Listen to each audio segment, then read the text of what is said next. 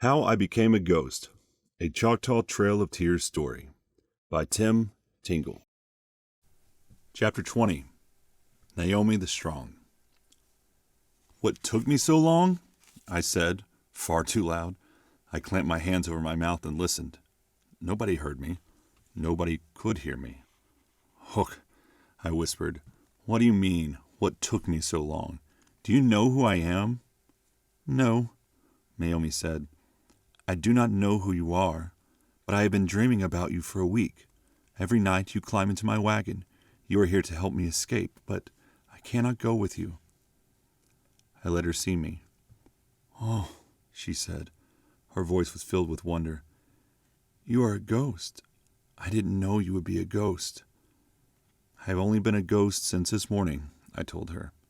A wolf killed me, but I'm okay now. Don't worry about me. We need to get you home to your family. We've been planning your escape for several days.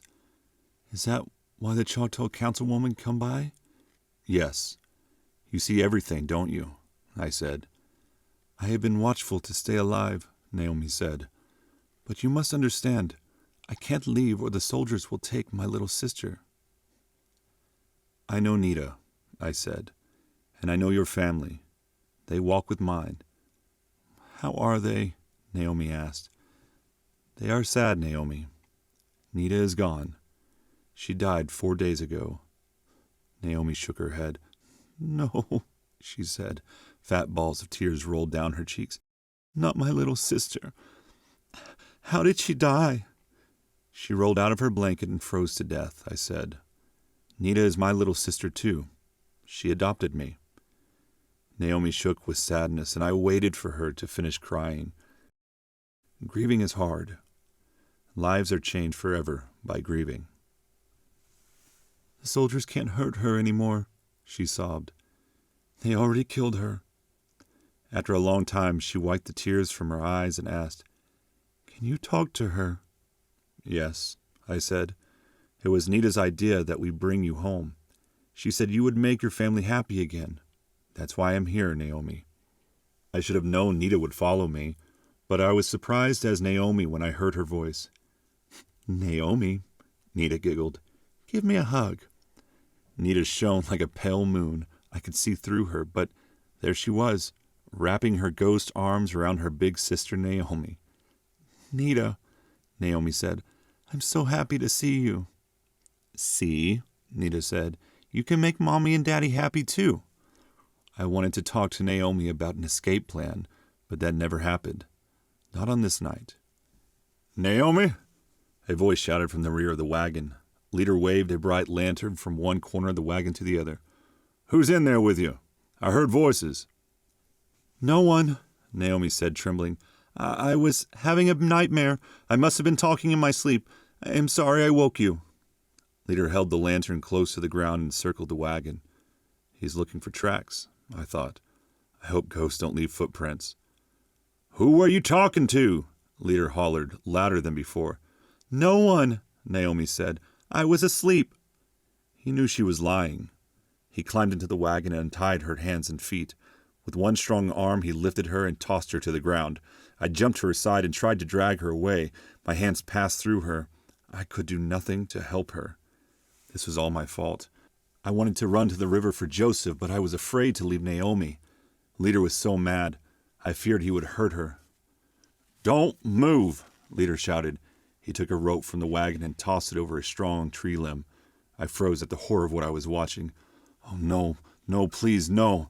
He's going to hang her, I thought. Leader grabbed Naomi by the waist. The other soldiers stood watching. They knew better than to say a word, but I could tell what they were thinking. It was written on their faces. When Leader is this mad, he'll strike anyone or anything in his way. They stared without moving as Leader dragged Naomi to the rope, dangling on the ground beneath the tree. Give me your hands, he said. Naomi lifted her hands, and he tied the rope tight around her wrists.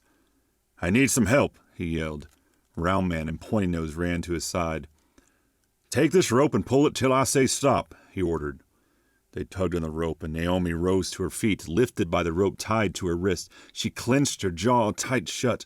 I saw by the wild look in her eyes that Naomi was afraid for her life. They pulled on the rope till Naomi was standing, her arms high over her head. "Keep pulling," Leader shouted. "I didn't say stop." Pointy nose and round man yanked hard on the rope. "Oh!" Naomi screamed. Leader slapped her hard across the face. "You will never lie to me again," he said. He moved his face so close to hers. I could not hear what he was saying. It must have been horrible. Naomi closed her eyes and shook her head back and forth. When Naomi's feet were at his waist, Leader turned back to his helpers. "Now you can stop," he said. "Tie the rope to the tree trunk." Naomi swung slowly, twisting and swaying.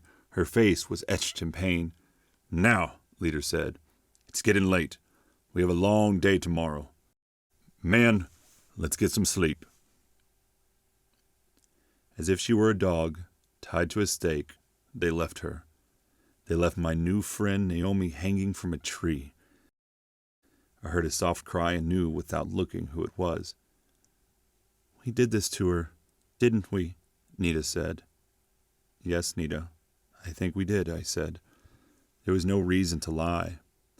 "But we will not leave her here." We hurried to the river where Joseph was waiting. "Joseph," I said, "you have to see this." I led him to the soldiers' camp. By the light of the dying fire, Naomi hung.